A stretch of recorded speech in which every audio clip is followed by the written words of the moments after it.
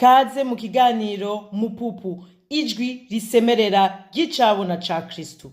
Numva nukuri ndongowe gusubira kubankuraja, gusubira kubatera intege nukuri basha tube twemerere mpwemu yera, tubere umugenzi, tumubere umugenzi. Haleluya, adushoboze nukuri kuba abanezera Imana, abagororokera Imana. Haleluya, abitayeho Imana imbere y'ibindi vyose, kandi birashobora ko bidutworohera, bitadukundiye, tubona ko bitanashoboka atari ivyo dushoboye. Hariyo nk'ushobora kunyumviza akavuga ati yo nadejeje ivyo ntavyo noshobora, canke akavuga ati ivyo mvuze numva ngo ntibishoboka. Mugabo jewe ndemera mu Imana idushoboza ivyo twebwe twibaza ko tudashoboye. Haleluya, kurya inzira zayo atari inzira zacu, kurya ivyimviro vyayo atari ivyimviro vyacu, kubera birenze, bishika, birengera. Kugira ngo ijuru riri kure yacu niko navyo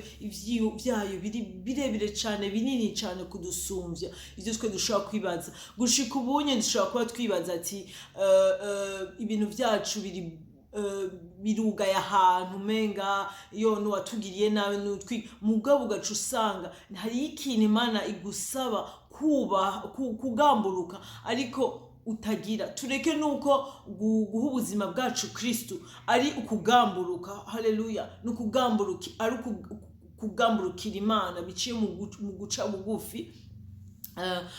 Ico ari nago rufunguro, ariyo nayo nzira ya mbere kugira twinjire mu kugira tube muri kwa kuri. Haleluya, twinjire mu kuri Kristo atwigisha. Haleluya, hamwe aza kutwereka namwe muwiwe ukuri, aza kutwereka ukungene tuba muri iryo jambo, ingene turimenya kandi tukaribamwo. Haleluya, muri ivyo vyose ugaca usanga ivyo bintu bishobora kuba vyugaye muri no mwanya mu buzima bwacu, mu ivyo bintu bishobora kuba tutariko turabona n'igituma. Gusa usanga Imana igusavye kugamburuka. Hariho ikintu Imana, ndasenza Imana iduze mu mitima y'umwe wese kuri uno munsi, sivyo?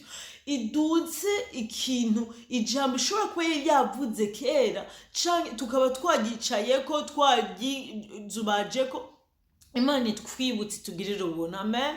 Canke niyo tutari turiko turagwana, imitima yacu yugaye, tutashobora no kuvyuka kwakira ivyo Imana ishaka kudushiramo, nukuri huguruka imitima y'ibibuye, imitima y'inyama, maze Imana imanure muri twebwe, twakire, dushobore kwakira ico Imana icari gihagaze ku muryango wacu. Haleluya, Kristo ijambo ryiwe,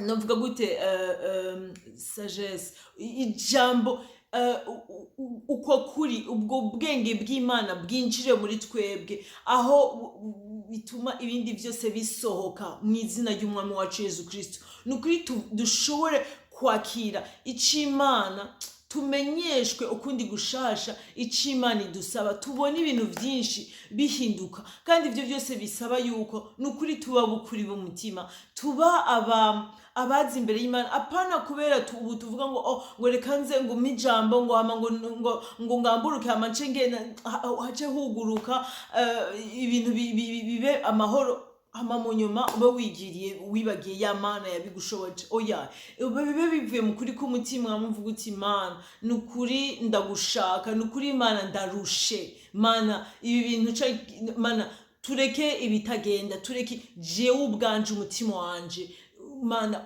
nguwinjiremo. Ndashaka kukumenya, ndashaka kubana nawe, ndashaka kumva mfise imizi yawe muri jewe, aho irandura iyindi mizi yose. Haleluya, akaba ari aho nyene twumva tushatse Imana mukuri k'umutima n'ukuri, atari uko dushaka kuyiprofita gusa, atari uko dushaka kuronka ibintu vyayo gusa, mugabo natwe dufise tuyihe. Haleluya, dutangore tuyihe. Yoyo yarahejeje kutwiha uko Kristo yayitanze kuri twebwe, ikaduha ubuzima bwe yabuduhaye. Ubu hakenewe na twebwe tuyiha ubuzima bwacu, nico gisigaye. Yoyo yarahejeje gukora akazi kayo, igice kiba nuko duca twuguruka. Haleluya, kugira turonke ivy'ijuru.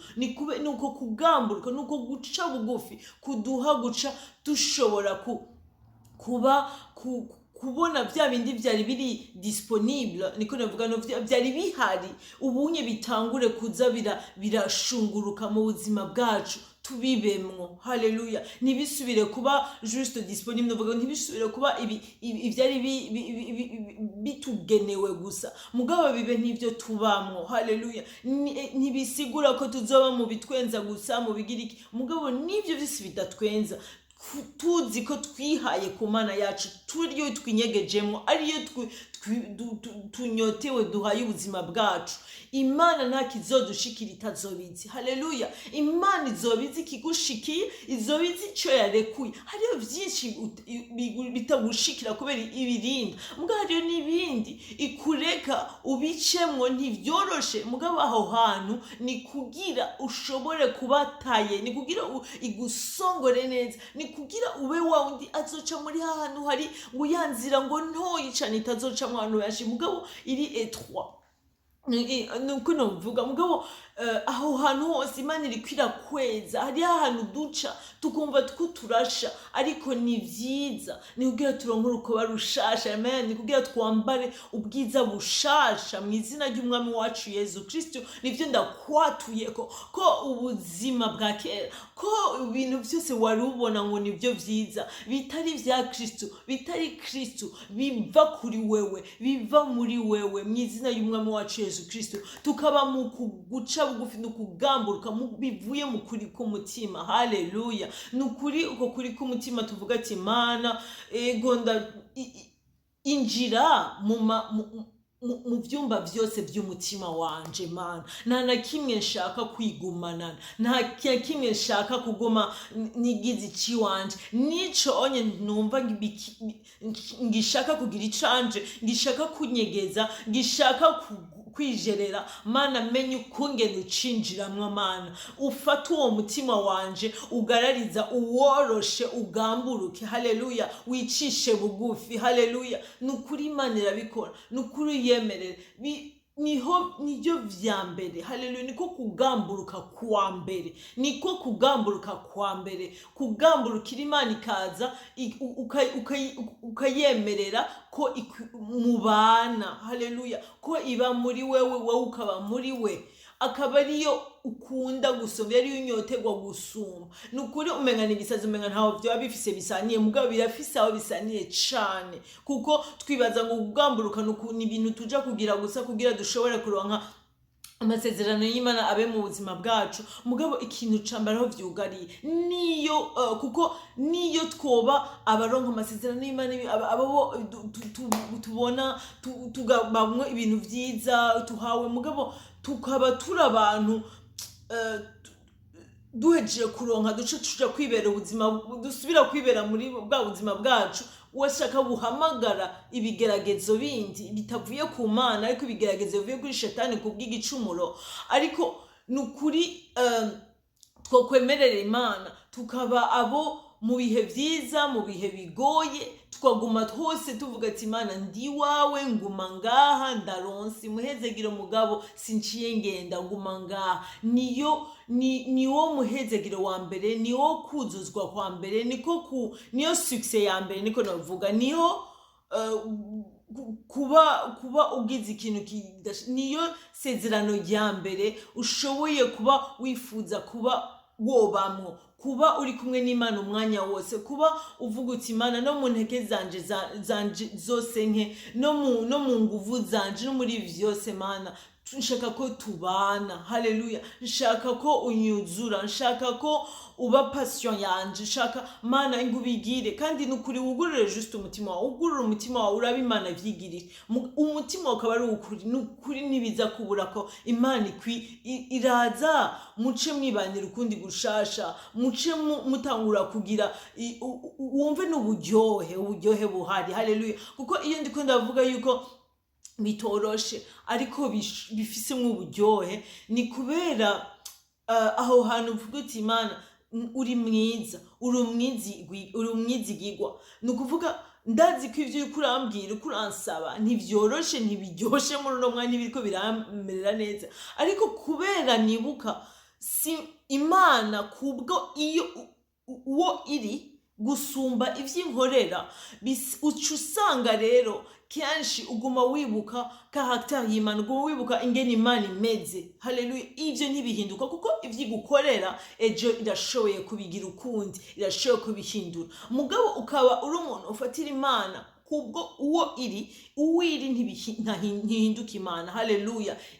N'ivyo ikora suko bibaye bibi rimwe ahandi bikaba vyiza, byose biguma ari vyiza, gusa mu bwenge bwayo, mu rukundo rwayo, izi bikwiriye mu mwanya wuhe irahindura, irashoboye guhindura. Haleluya. Ukabona umenga birabishe, mugabo ubaye mu bwenge bw'Imana umenya uti ibintu ntibiryoshe, mugabo ndazi ko amahera ziza ni meza kubera Imana ari nziza. Haleluya. Ivyo ikora byose ni vyiza. Ntiduhera mu vyo idukorera, mugabo duhera mu wo iri kwanza. Kandi aho hantu ndahasengeye cane umwe wese muri twebwe habemwo imizi y'ubwizigirwa bw'Imana, y'ubukuru bw'Imana, y'urukundo rw'Imana, yuko Imana iri nziza.